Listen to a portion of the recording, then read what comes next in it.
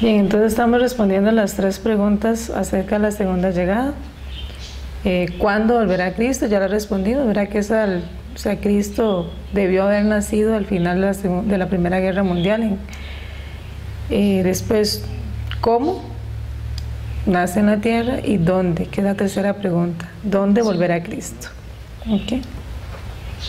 Sección 3. ¿Dónde volverá Cristo?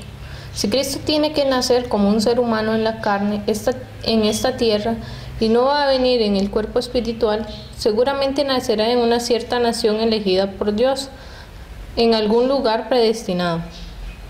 ¿Volverá Cristo entre el pueblo judío? Algunos cristianos creen que Cristo vendrá de nuevo entre el pueblo judío, basándose en los siguientes relatos bíblicos. En el tiempo de la segunda llegada, el número de los sellados será 144,000, de todas las tribus de los hijos de Israel. Apocalipsis 7:4. Jesús dijo a sus discípulos: yo os aseguro, no acabaréis de recorrer las ciudades de Israel antes de que venga el Hijo del Hombre. Mateo 10:23. También dijo a los que estaban escuchando: yo os aseguro, entre los aquí presentes hay algunos que no gustarán de la muerte hasta que vean al Hijo del Hombre venir en su reino. Mateo 16:28. Sin embargo, con el fin de conocer la verdad sobre este asunto, los cristianos deben conocer la providencia fundamental de Dios.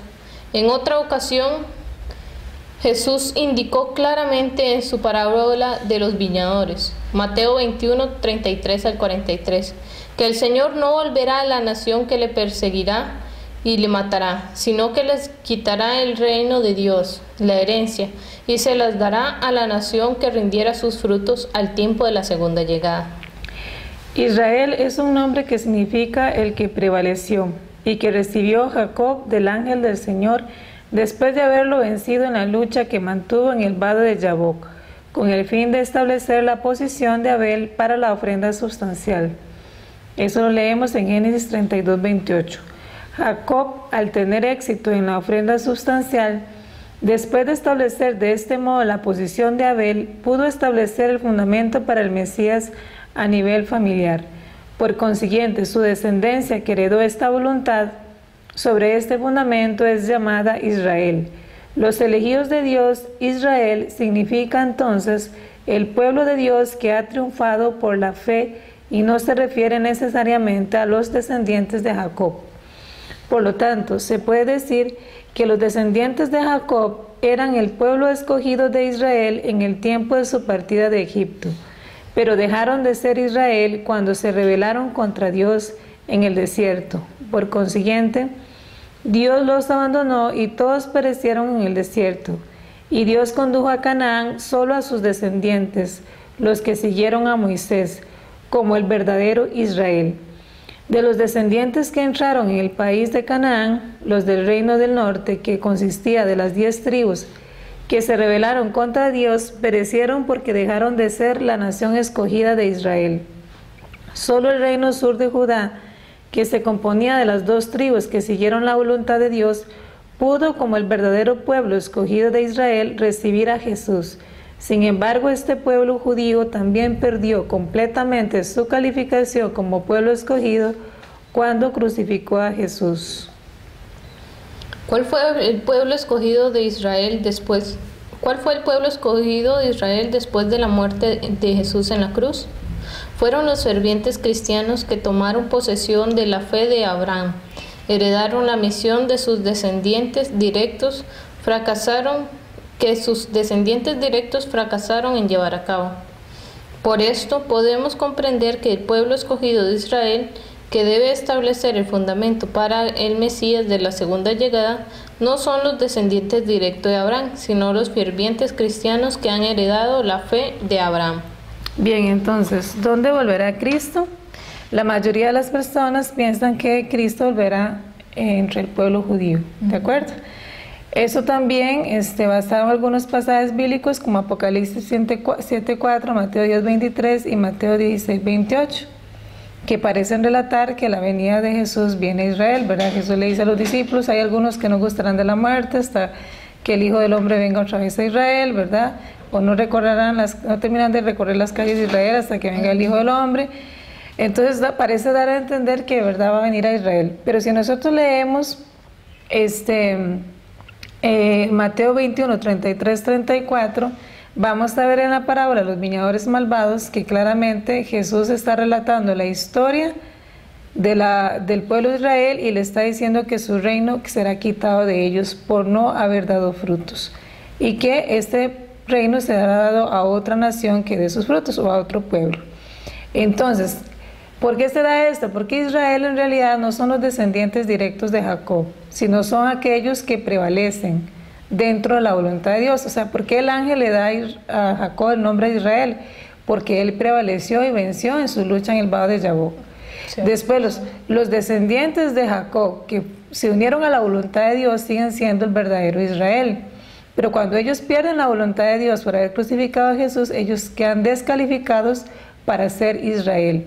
Y ahora entonces el pueblo escogido de Dios, o sea, los que quedaron en la posición de Israel, los verdaderos israelitas, después de la crucifixión de Jesús, son los cristianos. ¿Okay? Entonces, si son los cristianos, no sabemos en dónde van a ser aún, dónde va a volver, porque el cristianismo está en todo el mundo. Entonces, cualquier nación que, como dice la parábola de los labradores malvados, ¿verdad? Cualquier nación que dé los frutos, o un pueblo que dé los frutos a su tiempo, dice. ¿En qué tiempo tiene que dar frutos? En el tiempo de la segunda llegada, ahí va a volver el Señor. A ese pueblo que dé frutos. Okay. Cristo volverá a una nación oriental. Como dijo Jesús en Mateo 21:33 en una parábola, el pueblo judío al entregar a Cristo a la cruz cayó en la posición de los viñadores que mataron al hijo del propietario de la viña. ¿Qué nación será entonces la que tomará posesión de la herencia de Dios, quitada al pueblo judío y que rendirá sus frutos? La Biblia nos enseña que es una nación de Oriente. En Apocalipsis 7, 2 al 4, que otorgó al ángel que subía de donde... Dice, la Biblia sigue diciendo, en Apocalipsis 7, 2 al 4, que otro ángel subía de donde nace el sol, con el sello del Dios vivo, y selló a los siervos escogidos de Dios en sus frentes, y el número de los marcados con el sello fue 144,000. Está escrito de nuevo que estaba de pie el Cordero, el Señor, y con él los 144,000 que habían sido sellados. Apocalipsis 14:1. Por estos versículos bíblicos podemos saber que Cristo nacerá en un país de Oriente, es decir, de donde nace el sol, y que pondrá un sello sobre las frentes de los 144,000, los primeros escogidos de entre la gente de la tierra, con un nombre y el nombre de su Padre. Apocalipsis 14:1. Por consiguiente, vemos que la nación que tomará posesión de la herencia de Dios y que producirá los frutos para la segunda llegada del Señor está en el oriente. Entonces vemos que Apocalipsis 7, 2, 4 está diciendo, ¿verdad?, que viene el ángel de Dios, ¿verdad?, con el sello del Dios vivo desde oriente. Entonces, se anuncia la llegada del Señor en una nación oriental. ¿De acuerdo? Sí. Y también habla de los 144,000 elegidos que vienen a acompañar al Cordero de Dios, ¿verdad?, en Apocalipsis 14:1. Entonces, el Señor de la segunda llegada, o sea, el Señor en su retorno, necesariamente nacerá en una nación de Oriente con respecto a o sea, de acuerdo a ese pasaje bíblico. ¿Ok? Esta nación del Oriente es Corea. Desde antiguo por las naciones orientales nos hemos referido a Corea y Japón y China. De las tres, Japón es la nación que ha adorado a Amaterasu Mikami, generación tras generación. Además, en el periodo de la segunda llegada, era una nación totalitaria, y como se verá más tarde, fue la nación que persiguió el cristianismo de Corea. China, siendo una nación comunista, está del lado satánico, juntamente con Japón. Por consiguiente, la nación del Oriente donde vendrá Cristo solo puede ser Corea. La nación en la que volverá el Mesías debe cumplir las siguientes condiciones. Ok, entonces vemos que las tres naciones identificadas como de Oriente ahora son China, Corea y Japón. Podemos hacer un análisis de esas tres naciones. Vemos que Japón era una nación totalitarista y persiguió el cristianismo coreano. China se volvió comunista, o sea, no hay ningún fundamento dentro del cristianismo en esas dos naciones para que Cristo pueda nacer ahí. Corea es una nación que se estableció el cristianismo y que de hecho en los últimos años ha tenido un gran auge. Entonces vemos que Corea tiene un fundamento cristiano, la única nación oriental calificada para que el Mesías pueda nacer ahí. Entonces de esas tres naciones, Corea es la nación donde viene Cristo. Esta nación debe establecer el fundamento nacional para la restauración por indemnización. Para que Corea llegue a ser la nación que pueda recibir al Mesías, debe establecer el fundamento nacional de 40 días de separación de Satanás para la restauración cósmica de Canaán. ¿Por qué motivos el pueblo coreano ha de establecer este fundamento? Si el Señor debe venir en Corea, el pueblo coreano llegará a ser el tercer Israel, la nación escogida de Dios, los descendientes directos de Abraham que habían sido perseguidos en Egipto, mientras servían a la voluntad de Dios en la era del Antiguo Testamento, fueron el primer Israel. Mientras que los cristianos, quienes acusados de herejes por el primer Israel, se habían hecho cargo de la providencia de la restauración sirviendo a Jesús resucitado, fueron el segundo Israel. El pueblo coreano, que debe cumplir la tercera providencia de Dios sirviendo al Señor de la segunda llegada, se convertirá en el tercer Israel, la nación escogida. El primer Israel sufrió 400 años de esclavitud en Egipto, que era el mundo satánico en aquel tiempo, con el fin de establecer el fundamento de 40 días de separación de Satanás, para comenzar el curso de la restauración nacional de Canaán. Del mismo modo, el segundo Israel también resistió y superó 400 años de persecución.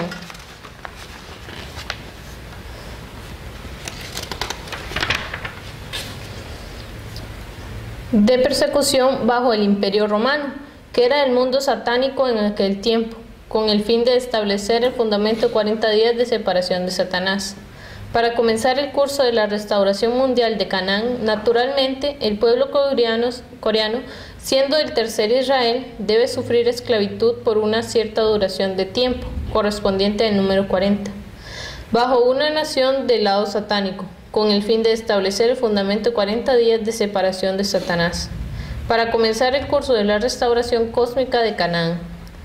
Este periodo fue en realidad el periodo de 40 años en el que Corea sufrió persecución como estado vasallo del imperio japonés.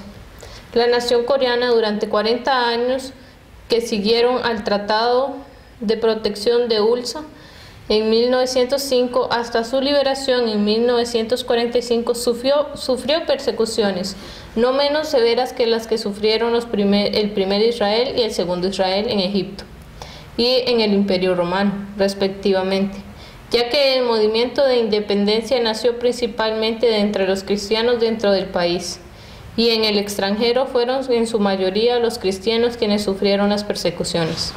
Ok, entonces, para que Corea sea calificada como la nación donde nace Cristo, tiene que cumplir entonces la condición de inmunización a nivel nacional. Vemos que el primer Israel, es decir, los descendientes de Jacob, estuvieron 400 años en Egipto como un periodo que indemnizaba el periodo de 40 días de separación de Satanás, ¿de acuerdo? Ahora, esto, ¿verdad? Después se logró centrado en Moisés. A Moisés el elegido en el segundo Israel, en los 400 años del Imperio Romano, es decir, el segundo Israel que se convierte en la gente que sigue a Jesús resucitado, ¿de acuerdo? Ellos pasan por este periodo de 400 años de separación de Satanás. Y por supuesto, Corea, siendo el tercer Israel, tiene que cumplir también un periodo de indemnización basado en el número 40 hasta la segunda llegada, y esos son los 40 años de sufrimiento bajo el imperio japonés. Entonces vemos que Corea sí cumple con la condición de los 40 días de separación de Satanás, ¿de acuerdo? Esta nación debe ser al mismo tiempo la línea de frente entre Dios y Satanás. Corea, donde vendrá el Señor, debe llegar a ser la primera línea del inmenso amor de Dios y al mismo tiempo la primera línea del creciente odio de Satanás. En otras palabras, donde las dos potencias de la democracia y el comunismo deben estar en pugna entre sí. El paralelo 38 de Corea se estableció conforme a esta providencia la restauración. La ofrenda del sacrificio tiene que estar en la línea de rivalidad entre Dios y Satanás, como condición por la que se determina que es correcta. Ya que el pueblo coreano es la ofrenda del sacrificio como nación situada en esta línea para la restauración universal, Dios tiene que cortar este sacrificio nacional en dos, al igual que hizo cortar a Abraham sus ofrendas. Esto es por lo que Corea está dividida en dos por el paralelo 38, separada en dos naciones, una de tipo Caín y otra de tipo Abel. Naturalmente, este paralelo 38 es precisamente la línea de frente de la democracia y del comunismo, y al mismo tiempo la línea de frente de Dios y Satanás. Cuando cayeron los primeros antepasados humanos, el lado celestial y el lado satánico se dividieron. Los pares en lucha se dividieron respectivamente en dos mundos, de la democracia y del comunismo. Estos volvieron a estar de nuevo en lucha a nivel mundial, centrados en Corea. Por ello, Corea se ha enfrentado con un gran caos, luchando entre sí religiones e ideologías políticas e económicas. Todo esto influye gradualmente en el mundo entero. Ok, entonces vemos que Corea es un país que tiene la línea de frente entre Dios y Satanás. Entonces vemos que Adán, ¿verdad?, fue dividido entre Caín y Abel, o sea, el lado de Dios y el lado satánico. Corea, representando también a ese Adán que tiene que ser restaurado, está dividido en que en el sur, ¿verdad?, el país democrático representando a Abel, y Corea del Norte, el comunismo representando a Caín. Entonces vemos que la ofrenda, al igual que Abraham tenía que partir la ofrenda en dos para separar bien y mal, también Corea fue, siendo el país ofrenda, tiene que ser separado en dos, ¿verdad? Entonces Corea está dividido por el paralelo 38 en Corea del Norte y Corea del Sur. En un momento también vimos en la historia del pueblo de Israel que estuvo dividido en norte y sur, ¿verdad? Donde el norte también representaba, seguía la voluntad de Satanás, y el sur seguía la voluntad de Dios. Vimos en la historia del cristianismo que también el reino cristiano fue dividido en dos, ¿verdad? Que fue el este y el oeste. Era uno también en posición de Caín y otra posición de Abel. Entonces, realmente Corea, por esta característica, también se califica como la nación escogida. ¿Qué? Esta nación debe ser objeto del corazón de Dios. Con el fin de llegar a ser el objeto del corazón de Dios, debemos seguir en primer lugar el camino de sangre, sudor y lágrimas. Siendo nosotros los hijos que seguimos el camino de la piedad filial y de lealtad, como objetos del corazón paternal que sufre tanto, ¿cómo podemos esperar estar cómodos y satisfechos? El curso histórico de indescriptible miseria que ha sufrido el pueblo coreano era el camino necesario que debía surgir como el pueblo elegido de Dios. Por consiguiente, el camino de la aflicción que ha llevado el pueblo coreano a una gran bienaventuranza. A continuación, la nación que ha de ser el objeto del corazón de Dios debe ser necesariamente un pueblo bueno a los ojos de Dios.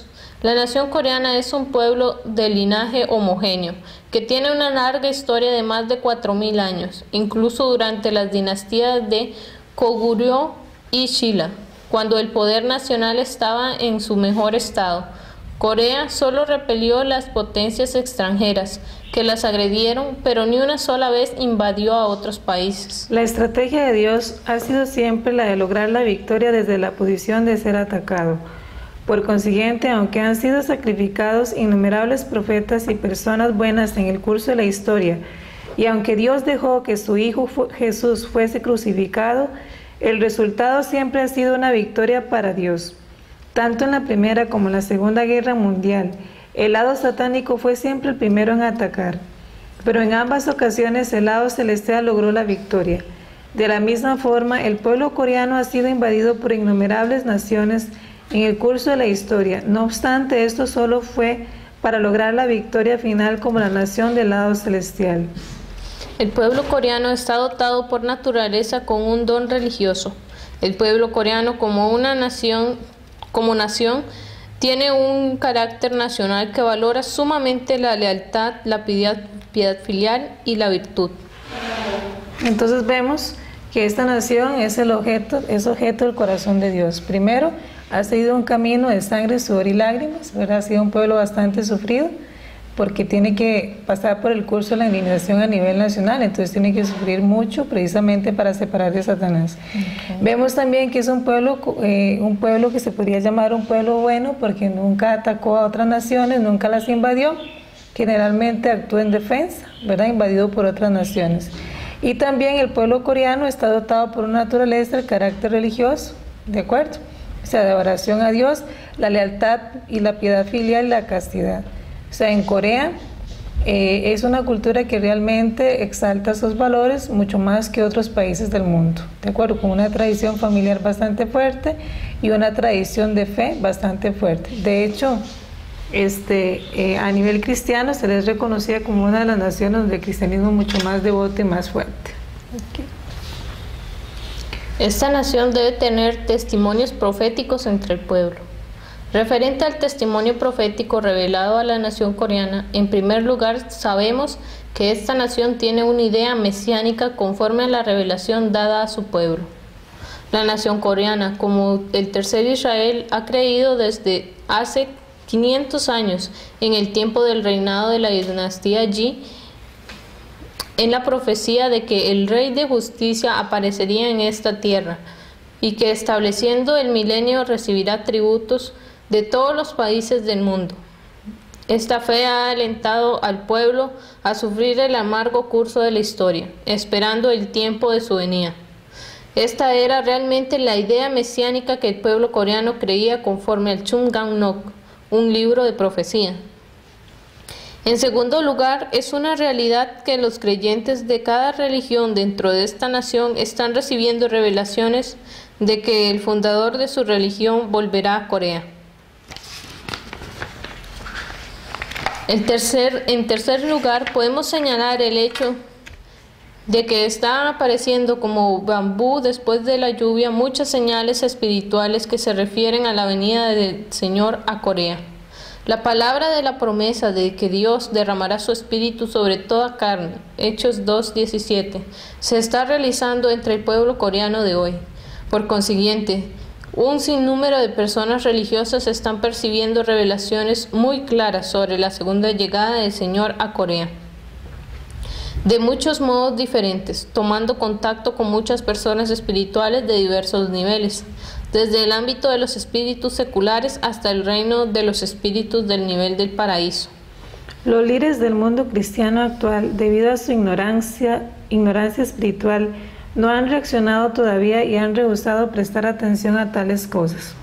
Entonces vemos que entre el pueblo coreano también hay profecías mesiánicas, ¿verdad?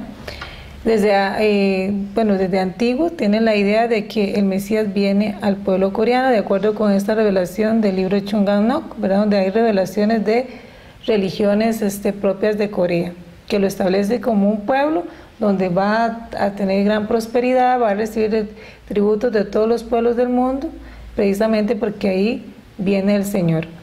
El segundo punto es que ha recibido revelaciones de que los fundadores de las religiones volverán en Corea. Entonces, cada religión en Corea ha recibido esa revelación, ¿de acuerdo? Que el fundador va a regresar a Corea. ¿Okay? También el tercer punto es que ha recibido revelaciones y señales para los cristianos, como dice Hechos 2:17, ¿verdad? Que en el final de los días derramaré mi espíritu sobre toda carne. Esto se está dando también dentro del cristianismo coreano, de que el Señor regresará a Corea. ¿De acuerdo? Entonces hay diversas profecías que aclaran que el Señor regresa a Corea. ¿Okay? Todos los aspectos de la cultura y de la civilización deben dar frutos en esta nación.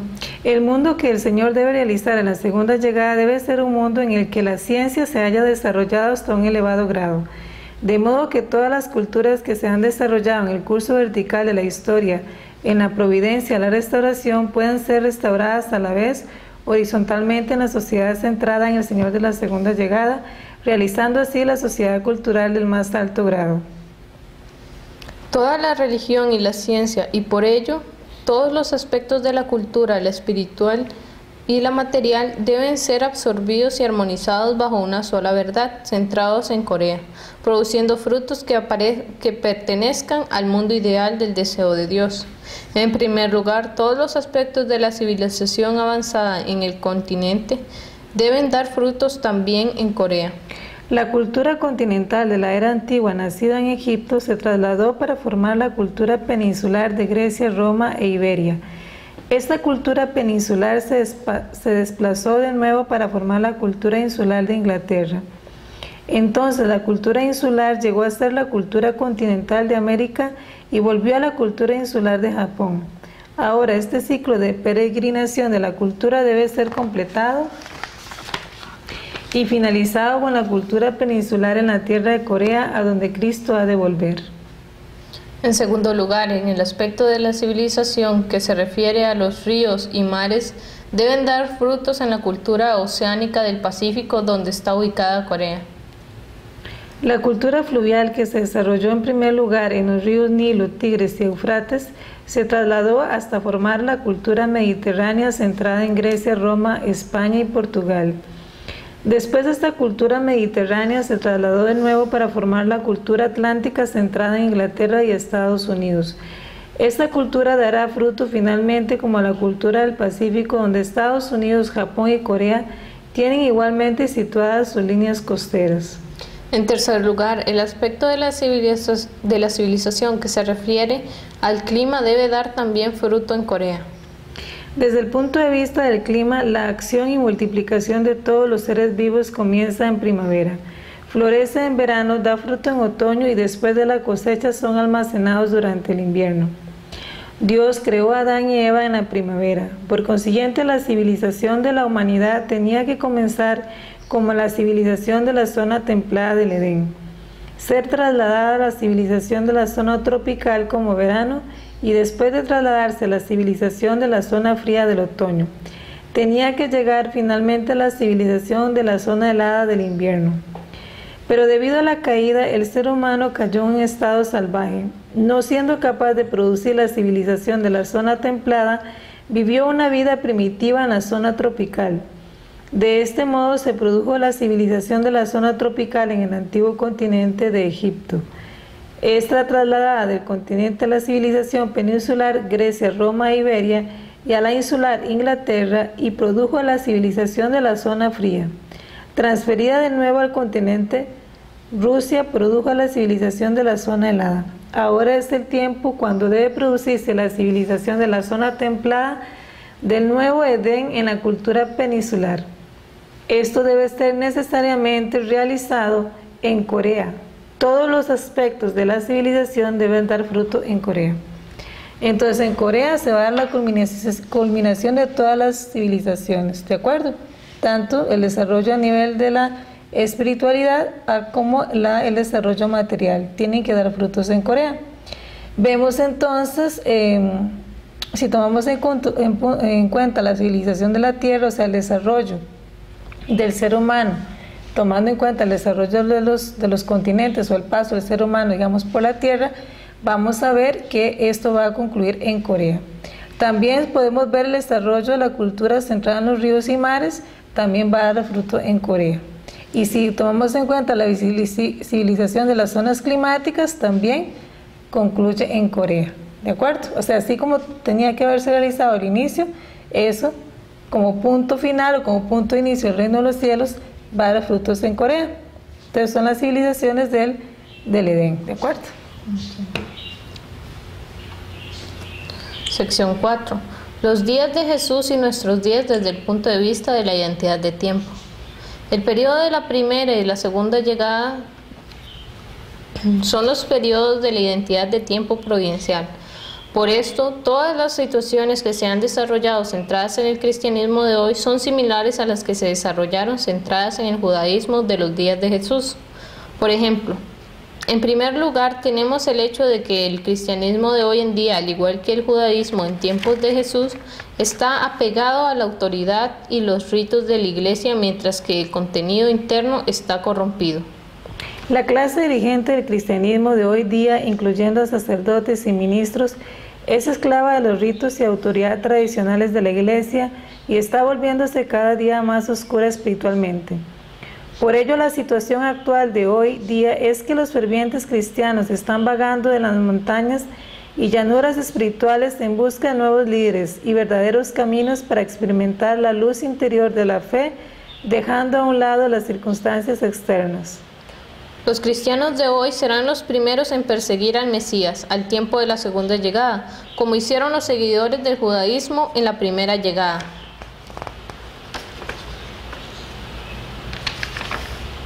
Los cristianos de hoy, que son esclavos de las palabras bíblicas, seguramente criticarán las palabras y la conducta del Señor de la segunda llegada, conforme a lo que se afirma literalmente en las palabras del Nuevo Testamento. Por lo tanto, está muy claro que puede ser que le persigan y que le acusen de hereje. Por otro lado, sucederán las mismas cosas que en el tiempo de Jesús, en relación a la acogida de las revelaciones referentes a la segunda llegada o a las palabras que el Señor nos dará. Los que aceptaron el Evangelio de Jesús no fueron las clases dirigentes del judaísmo, que se llamaban a sí mismos los elegidos de Dios, sino gente de las clases más bajas y gentiles. Similarmente, en la segunda llegada, los seglares o no cristianos pueden ser los primeros en aceptar las palabras del Señor antes que las clases dirigentes del cristianismo, que se consideran a sí mismos el pueblo escogido. En el tiempo de la segunda llegada, así como en el tiempo de Jesús, habrá muchos creyentes que encaminados hacia el cielo acabarán en el infierno. Cuando realmente comprendemos el hecho en que estos son los fenómenos que podrían suceder en la mismísima forma en los que los últimos días todos y cada uno de nosotros deberíamos considerar el asunto muy seriamente. Entonces vemos que los tiempos actuales, es decir, hoy el tiempo de la segunda llegada, tiene un contexto similar, pero una situación semejante al tiempo de Jesús. Primero vemos que el judaísmo, al igual que el cristianismo hoy día, estaban apegados a la autoridad y ceremonias y corrupción, ¿verdad?, de los líderes en este momento, tanto el judaísmo como actualmente en el cristianismo. Vemos que el judaísmo, los líderes del judaísmo fueron los que persiguieron a Cristo, los líderes del cristianismo van a perseguir al Señor de la segunda llegada. Ante las respuestas negativas a las revelaciones y palabras de Jesús, el judaísmo respondió negativamente, los cristianos, ¿verdad?, también van a responder negativamente a las nuevas revelaciones y las palabras del Señor en su segunda llegada. Los líderes del judaísmo pensaron que estaban actuando bien, en realidad se estaban caminando, ¿verdad?, hacia el infierno. Igual el cristianismo va a pensar que está actuando bien en contra del Señor de la segunda llegada y en realidad se van a colocar en una posición dentro del infierno. Sección 5. La causa de la confusión de lenguas y la necesidad de su unificación. Si el ser humano se hubiera perfeccionado sin haber caído y hubiera realizado el mundo de una gran familia asemejándose a un cuerpo humano con Dios como cabeza y todos los seres humanos como miembros, no habría razón para que surgieran tantas lenguas sobre la tierra. Hay un relato bíblico que se refiere a la confusión de las lenguas que sucedió de repente entre los descendientes de Noé, quienes hablaban todas las mismas lenguas al principio. Expliquemos a continuación las particularidades de esta historia. Los cananeos, descendientes del segundo hijo de Noé, Cam, que había pecado ante Dios, comenzaron una vez a construir la torre de Babel, exaltando la voluntad de Satanás. Entre tanto, los descendientes de Sem y Jafet, que habían estado del lado de Dios, vinieron a cooperar en la construcción. Por ello, Dios confundió su lengua con el fin de impedir que les ayudasen en la obra de Satanás, haciendo imposible la comunicación entre ellos. Génesis 11:7. Nada podría ser más miserable que siendo descendientes de los mismos padres, teniendo los sentimientos comunes de alegría y enfado, no podamos compartir los unos con otros, debido a la diferencia de lenguas en las que se expresan. Por consiguiente, para que el mundo ideal de una familia bajo el Señor de la segunda llegada, como el Padre verdadero, pueda ser realizado, todas las lenguas deben ser necesariamente unificadas. Si el Señor de la segunda llegada de veras viene en Corea, el coreano llegará a ser la lengua materna, lengua de fe. Así todos utilizarán esta lengua materna. De este modo toda la humanidad llegará a formar un solo mundo, con un solo pueblo, utilizando una sola lengua. Bien, hemos entonces terminado todas las conferencias del principio divino. No sé si tienes alguna pregunta después de terminar. De los análisis que hemos hecho de esta última parte, ¿verdad?, indican como si fuera Corea. Pero, ¿qué me hace a mí o qué de verdad me da la certeza de que es Corea?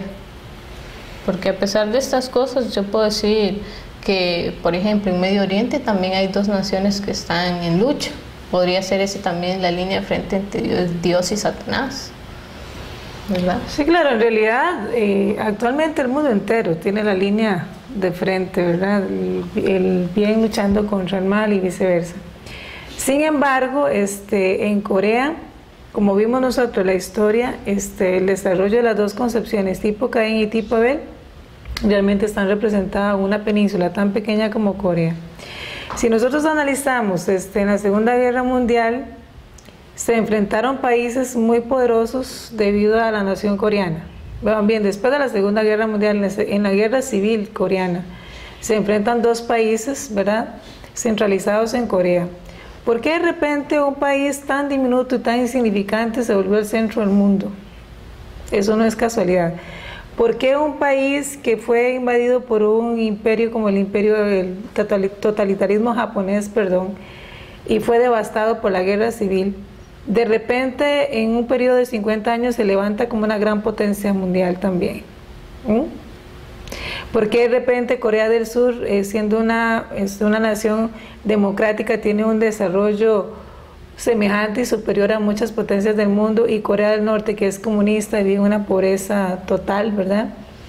E incluso actualmente es un país que hasta se muere de hambre, ¿verdad?, lamentablemente por ese sistema político y económico que tienen. Hay muchas características de Corea que son diferentes a la diferencia de otras naciones del mundo y la asemejan a Israel. Además, hemos visto todo el desarrollo providencial y cómo realmente Corea resume y concluye, ¿verdad?, esta providencia de la restauración. También el pueblo coreano tiene características, como hemos dicho, tradiciones muy fuertes a nivel familiar, a nivel religioso, como ningún otro país del mundo. Entonces, usted me puede decir qué me asegura a mí que es Corea. Okay. Se lo digo así, sinceramente a mí me lo asegura el desarrollo de la historia. Entonces, analizando la historia, yo puedo aceptar que es Corea. Pero si no logro ver el desarrollo de la historia y si no logro entenderlo, entonces está la otra manera de darse cuenta, orar a Dios y preguntar directamente si realmente Corea es el país donde nace Cristo en su segunda llegada. Esa sería otra forma. Pero como le digo, es precisamente la motivación del ser humano encontrar a Dios genuinamente y las respuestas que los lleven a Él que lo pueden ayudar a identificar que sí es Corea. Además, el pasaje bíblico que dice que viene de Oriente. Bueno, hay naciones orientales también, pero cuando se está hablando de la nación oriental estamos ubicados en Israel, porque Jesús está hablando en Israel, ¿ok? Entonces Israel está en Medio Oriente, con los países también, verán, en el Medio Oriente, y las naciones orientales ¿verdad? Si estoy en Israel y estoy hablando de naciones orientales, tienen que ser más allá de Israel, o sea, de lejano oriente. Entonces podríamos también utilizar esa otra señal que, ¿verdad?, la nación tiene que ser en lejano oriente, ¿verdad?, no en Medio Oriente. Se me queda también una pregunta que leímos, que según después de la Primera Guerra Mundial estaba todo preparado para que naciera el Señor de la segunda llegada, o para que viniera. Sí. Entonces, ya han pasado muchos años después de la Primera Guerra Mundial. Entonces, ¿qué pasó? Eso quiere decir que ya nació. Entonces, si nació, de hecho, el Señor de la segunda llegada nació en 1920. Ya nació, y nació en Corea. Ya nació y ya se fue. Entonces, ya se fue al mundo espiritual, ¿verdad? Él ascendió el año pasado, en el mes de septiembre. En Costa Rica era el 2 de septiembre. Y más o menos a las 10:30 de la mañana él ascendió al mundo espiritual. ¿Qué dejó el Señor de la segunda llegada? Dejó su palabra, al igual que Jesús, cuando él asciende al mundo espiritual, Jesús deja los evangelios, ¿verdad?, para establecer el cristianismo, el movimiento cristiano que tiene que extender la voluntad de Dios sobre toda la tierra. Entonces el Señor de la segunda llegada logra la bendición, la segunda bendición, él logra la primera bendición, que es crecer, tal y como Jesús tuvo que haberlo logrado, y como Adán tenía que haberlo logrado, logra la segunda bendición, que es la bendición matrimonial. Como Adán tenía que recibir la segunda bendición, Jesucristo tenía que recibir la segunda bendición, pero no lo dejamos. El Señor de la segunda llegada se casa, de acuerdo al Apocalipsis, las bodas del Cordero, y su esposa todavía vive en la tierra. Entonces ahorita tenemos los padres verdaderos de la humanidad, que en realidad son el Mesías, son el Señor de la segunda llegada, con la diferencia que ellos sí logran la segunda bendición. Entonces tenemos ahorita lo que se llama el Padre en el mundo espiritual y la Madre en la tierra.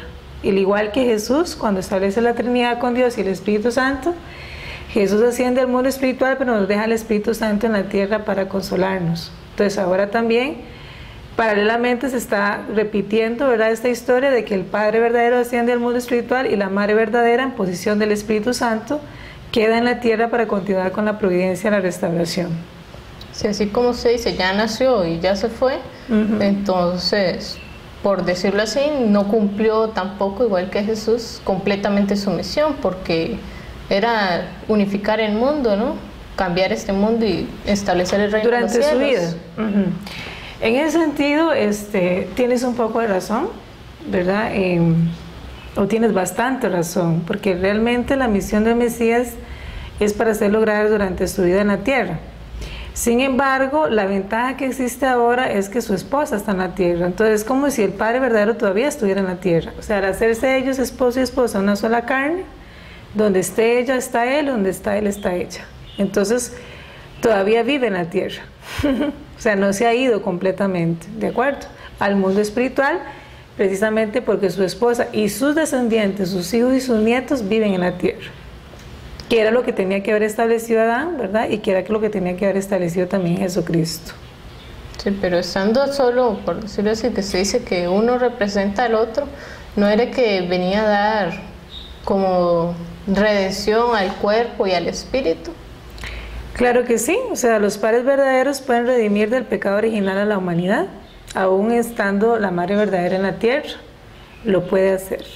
Entonces los seres humanos que desean recibir la bendición matrimonial centrada en los padres verdaderos quitan el pecado original de sus cuerpos y pueden entonces obtener la redención, obviamente por las condiciones de fe que establece, la fe en el Señor de la segunda llegada, la unidad con el Mesías. Entonces obtienen la redención espiritual y al recibir la bendición matrimonial elimina el pecado original, completando la salvación tanto del espíritu como del cuerpo. Solamente a través del matrimonio de la Federación de Familias para la Paz Mundial, solamente a través del matrimonio, o sea, la bendición matrimonial de los padres verdaderos, es que el hombre y la mujer eliminan el pecado original. Si me dice esto, entonces no es igual que las otras denominaciones que también dicen que solo ellos tienen la verdad, que solo ellos tienen el elegido, porque otras religiones también dicen que ellos tienen, por decirlo así, la persona que los va a guiar hacia el Mesías, o la persona que en cierto modo es como el Mesías para ellos, y que solo ellos, por decirlo así, tienen la salvación. Claro que sí, en algún sentido, pues viéndolo desde el punto de vista externo es igual, ¿verdad? Porque entonces uno podría decir, ¿cómo sabemos si el cristianismo dice que tiene a Jesucristo, que es su Salvador? El budismo dice que tiene a Buda, el hinduismo dice que tiene, ¿verdad?, a su Dios, y el mahometanismo también dice que tiene a su Dios, y así, ¿verdad?, sucesivamente. Entonces, ¿cómo asegurar quién tiene la verdad? Es lo que me preguntas. ¿Y cómo asegurar si esto que estamos hablando es la verdad o es una denominación más, ¿verdad?, al decirse, bueno, solo nosotros tenemos la salvación. Ahora, la diferencia entre las predicaciones del Padre verdadero y las enseñanzas del principio divino es que el Mesías viene para toda la humanidad independientemente de la religión que se tenga. Entonces, Dios es uno solo. El Dios del cristianismo es el mismo Dios del hinduismo, es el mismo Dios del confucianismo, es el mismo Dios de las diferentes religiones del mundo. La diferencia es que las revelaciones dadas por cada una de estas religiones han sido en tiempos y en espacios diferentes, y por eso se les ha dado nombres diferentes y por eso se les ha concebido de forma diferente, pero es uno solo. O sea, la búsqueda del ser humano de Dios es una sola. ¿De acuerdo? Ahora, ¿qué le asegura o no que lo que el principio divino enseña sobre la conclusión de la providencia de Dios y la segunda llegada del Mesías a la tierra, que si esto es verdad o no, yo solamente le puedo decir que la humanidad tiene que estudiar profundamente el principio divino y las enseñanzas del Reverendo Moon si quiere darse cuenta si esto es verdad o no es verdad, o si esto realmente está basado en el desarrollo de la providencia divina para salvar al ser humano o es falso. ¿De acuerdo? Ese es el consejo que doy yo. Para mí realmente limitar mi pensamiento y mi inteligencia a negarme al estudio de las enseñanzas del Reverendo Moon, siendo tan amplias y tan profundas, más que ninguna otra enseñanza teológica en la tierra, porque abarca no solamente la parte espiritual, sino la parte material, o sea, la parte económica, la parte política. Entonces, siendo un pensamiento tan amplio a nivel filosófico, yo creo que tiene la suficiente riqueza para dirigir al ser humano a la construcción de un mundo de paz. Entonces, yo lo único que puedo decir es que, al igual que yo, otras personas en el mundo que han profundizado en el estudio del pensamiento del Reverendo Moon y el estudio del principio divino, hemos concluido que sí es el Señor de la segunda llegada, que no soy la única, que soy una persona inteligente y que lo ha estudiado y lo ha analizado, y tampoco me dejé llevar a la primera. Entonces, nada más le digo eso. Usted tiene la libertad de seguir estudiando, tiene la libertad de decir esto es una payasada, ¿verdad? Creo que el ser humano tiene esa libertad de elegir si es verdad o no, pero ¿cómo elegí yo? Estudiando sus enseñanzas. Así fue como elegí. Yo no me dejé llevar ni por la opinión de líderes de denominaciones religiosas que simplemente defienden su punto de vista y no están preocupados por el bienestar de la humanidad en común, que no están preocupados por la salvación total de la humanidad, sino que se dicen a sí mismos son los únicos que van a ser salvados. La diferencia del pensamiento del Reverendo Moon es que dice que toda la humanidad va a ser salvada, ¿de acuerdo? También dice que Dios está atrás de la historia y Dios ha trabajado continuamente junto al ser humano para hacer esto. Entonces yo sí le puedo decir que con seguridad no es un pensamiento superficial y no es una enseñanza superficial. Por el contrario, me ratifica constantemente que Él es la persona que Dios envió para dirigir al mundo a un mundo de paz. La única manera es esa, o leyendo y estudiando. Para mí es la mejor manera. Otra manera es orando y preguntándole directamente a Dios. Estas dos formas le pueden dar a usted una respuesta. Entonces, ¿quiénes son los padres verdaderos de los que usted habla? Los padres verdaderos de la humanidad, entonces en este caso es el doctor Samyang Moon, el doctor reverendo Samyang Moon y la doctora Hak Ja Han Moon, que es su esposa. El padre verdadero ya fue al mundo espiritual y la madre verdadera está aquí en la tierra, dirigiendo la providencia. ¿Y qué los califica o qué los calificó a ellos para ser, como ustedes dicen, el Mesías o los Mesías? Ok, para poderle explicar sobre qué los calificó a ellos como el Señor de la segunda llegada, tendríamos que estudiar el curso de vida de los padres verdaderos.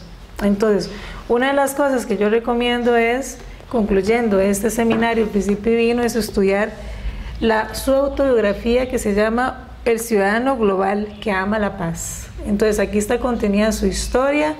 Él mismo cuenta de su propia mano la historia de su niñez, ¿verdad? Hasta casi el final de su vida, ¿verdad? Porque la última etapa pues no está narrada acá, ¿verdad? Los últimos más o menos 3 años, pero sí, aquí está contada su historia, la gente lo puede leer.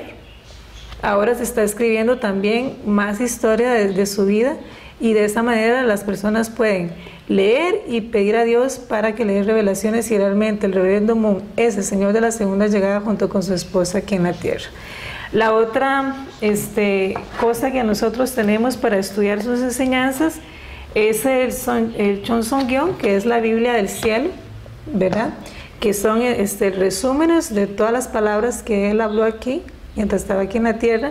Es un resumen, porque realmente los escritos que el Padre verdadero dejó, o sea, son realmente amplios. Dejó 8 libros como base para que el ser humano pueda tener la palabra de Dios, estudiarla y analizarla y construir el reino de Dios en la tierra. Lo que le puedo decir es eso. Él dejó su palabra, al igual que Jesucristo dejó el Evangelio, y basado en esta palabra el ser humano puede calificarse como ciudadano del reino de los cielos. O sea, puede aprender a construir el reino de los cielos en la tierra. ¿De acuerdo? Entonces, ¿qué fue lo que Él nos dijo?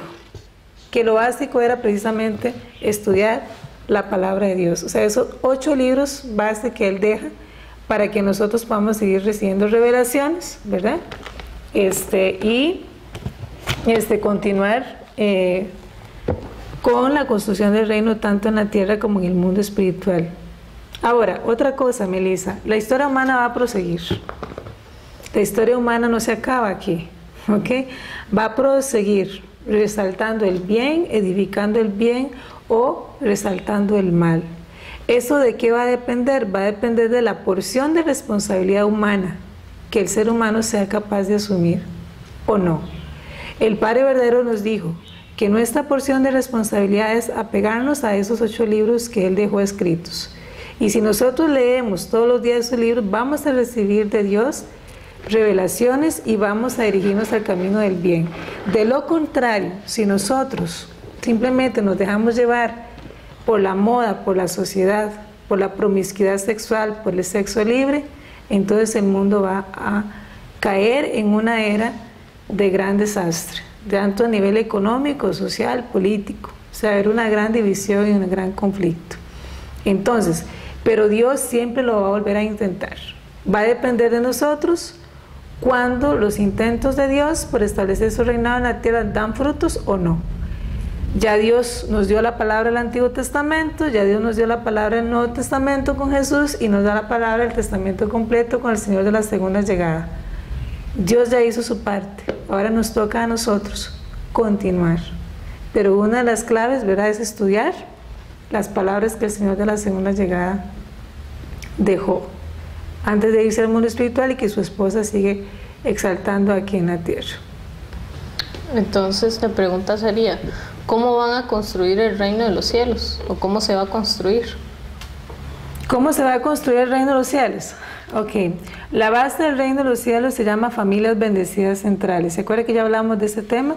Hombres y mujeres que se separan del amor sexual impuro, del amor sexual centrado en Satanás y recuperan su origen, es decir, el amor sexual centrado en Dios. Si esto se da y se logra la bendición matrimonial de los pares verdaderos, la humanidad entera puede establecer el reino de los cielos en la tierra. Ahora, eso se va haciendo poco a poco. Se empieza con una familia, se va extendiendo a 3 familias, 36 familias, 72 familias, cumpliéndose todos los números celestiales hasta lograr el número que Dios necesita para establecer el fundamento del reino de los cielos en la tierra. Durante la vida del Padre verdadero se dieron bendiciones matrimoniales que el mundo conoce, ¿verdad?, con bendiciones masivas de matrimonio del reverendo Moon. Pero ¿por qué Él hizo esto así? Porque eran mandatos divinos de que tenía que establecerse así para que la base del reino de los cielos se lograra. Y si Él ya pasó al mundo espiritual, digamos, ¿fue por alguna enfermedad o...? Sí, Él pasa al mundo espiritual porque ya Él estaba mayor, ¿verdad?, a los 93 años. Y sí, Él enferma de pulmonía, como cualquier otro ser humano, y que se va al mundo espiritual por enfermedades, o porque ya está muy viejito, muy cansado. O sea, Él es un ser humano normal, ¿verdad? Entonces, no viene con superpoderes ni nada de esas cosas como... El cristianismo le ha dado superpoderes a Jesucristo. Jesucristo no tuvo superpoderes, Jesucristo era un ser humano normal. ¿De acuerdo? Entonces, ¿su esposa cuántos años tiene? Su esposa ahorita tiene 71 años de edad. Entonces, si tiene que realizar todo esto, por decirlo así, no le vayan a alcanzar los años a ella para establecer el reino de los cielos. Okay, la diferencia con el Señor de la segunda llegada es que logra establecer todas las diferentes etapas de crecimiento centrado en sí mismo. Entonces el fundamento está en la tierra, ya se logró exitosamente, centrado en los pares verdaderos. ¿De acuerdo? El fundamento para que el reino de los cielos se extienda sobre la tierra está hecho. Ahora, ¿cuánto le va a durar a la humanidad hacer el reino de los cielos en la tierra? Porque esa es la humanidad a la que le toca. Eso va a depender del ser humano. Eso ya no va a depender de Dios. Dios ya hizo su parte. ¿Ok? Él siempre va a seguir empujando, va a seguir con el fundamento realizado, que eso no se tuvo durante el Antiguo Testamento, durante el Nuevo Testamento tampoco estaba. Ahora ya está. Entonces, esa es la gran ventaja en esta etapa de la providencial, porque nosotros contamos con el fundamento de los padres verdaderos y contamos con todo el apoyo de ese fundamento que tiene Dios de su lado y que Satanás no puede destruir. ¿De acuerdo? Esta es la gran ventaja. Entonces, realmente estamos en un periodo de gran alegría, en un periodo de gran fundamento y gran realización de la providencia de Dios, que los seres humanos podemos aprovechar y agilizar la construcción del reino de los cielos en esta época. Sí se puede lograr, porque es el sueño de Dios, sí se puede lograr. Entonces, bienvenida, ¿verdad? Si se quiere quedar. Y después vamos a explicar posteriormente el curso de la vida de los padres verdaderos para que usted comprenda mucho más de qué forma fue que ellos lograron establecer el fundamento aquí en la tierra.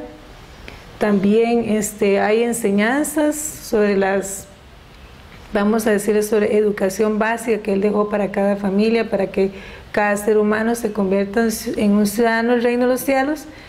En coreano se llama Chonilguk, o sea, en un ciudadano del Chonilguk, ¿verdad? Y actualmente lo que se está buscando es establecer el fundamento para la nación. Por eso es que el Padre verdadero habla del éxito de los mesías tribales como una condición necesaria para encontrar posteriormente la nación. Si hay un número suficiente, una cantidad suficiente de familias bendecidas centrales o de personas que entienden el principio divino y se unen a Dios a través de él, entonces Dios tiene el fundamento espiritual para que Corea del Norte y Corea del Sur sean unificados. Y con esta unidad entonces alcanza el mundo unificado centralizado en Corea. ¿De acuerdo? Así como Israel tuvo que verse unificado para que la providencia de Dios se extendiera centrada en Israel, ahora la providencia de Dios se puede extender centralizada en Corea, logrando la unidad de Corea del Norte y Corea del Sur, pero para eso se tiene que tener a nivel mundial un número de cantidad de familias bendecidas exitosas a nivel tribal. Por eso es que estamos en este proceso de crecimiento. Creemos que eso sí se va a lograr. Pero la visión de la madre verdadera, de la esposa del Rey Moon, es que en el año 2020 podemos lograr el establecimiento de este exitoso periodo de mesías tribales para la unificación del mundo. Entonces eso es así. Felicitaciones, ¿verdad? Por el seminario. No sé si tienes algunas palabras de reflexión que quieras decirme, o no sé, alguna otra pregunta, alguna cosa que quieras decir. Me queda decir, tiene realmente muchos temas muy interesantes, cómo los analiza totalmente desde el punto de vista tanto como del linaje como de la historia, ¿verdad? Que por lo general lo veo por separado, ¿verdad? Cada historia, que no tenía nada que ver con la otra, pero realmente me ha aclarado muchas dudas. Te agradezco por tu tiempo, ¿verdad? Por tu paciencia en enseñarme. El Principio Divino me pareció un libro que de verdad quiero estudiar, quiero profundizar para saber verdaderamente cuál es la línea que sigue, como cuál sería ahora en los tiempos actuales, qué es lo que sigue en la historia de la humanidad y como qué se va a desarrollar. Si todo ya está establecido, entonces, ¿cuál es el siguiente paso para nosotros, para la humanidad, a seguir? Bueno, eso se logra entender en lo que son las guías internas, ¿verdad? Que es la profundización del principio, que después te estaríamos invitando. Entonces, más bien me resta a mí agradecerte a vos también por la paciencia en esos 3 días, que sabemos que ha sido como ardua la tarea, ¿verdad? Entonces, tener la mente abierta para leer cosas tan diferentes no es cualquier persona que lo logra. Entonces, más bien muchísimas gracias por esta relación que hemos establecido, que esperamos sea de corazón a corazón y que lo que hemos hecho aquí juntas pues sea también de provecho para nuestras vidas y también para continuar en esta búsqueda genuina de Dios. Entonces, más bien muchísimas felicidades y que Dios bendiga nuestro camino y nos ayude a encontrar la verdad, ¿verdad? Más profundamente. ¿Okay? Que Dios me la bendiga. Okay. Felicitaciones, en serio. Gracias.